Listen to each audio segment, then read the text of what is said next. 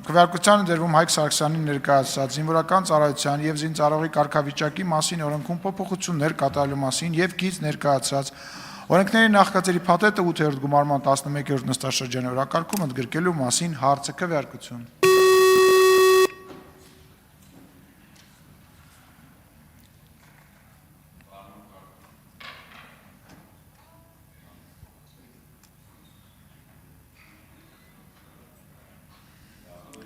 Կողմ 3 դեմ 57 ձեռնպահ 6 որոշումը չի ընդունվել վարման կարգով Հայկ Սարգսյան։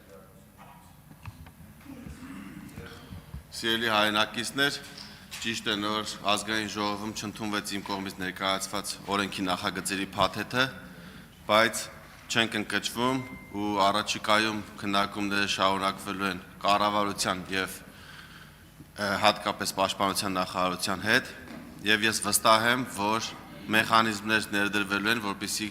ծառայողները չգտնվեն անարդար վիճակում եւ լինեն հավասար պայմաններ բոլորի համար,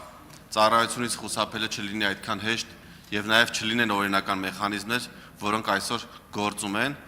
Միայն ցավում եմ, որ կարող է չհասցնենք միջև ամառային զորակոչ եւ այս ամառ 2026 թվականի ամռանը զորացրվողները չեն ստանա այն գումարները, որոնք արդեն իսկ հավաքագրվել են ծառայությունից խուսափած կամ կարճաժամկետ ծառայություն անցնող տղաների վճարած գումարներով։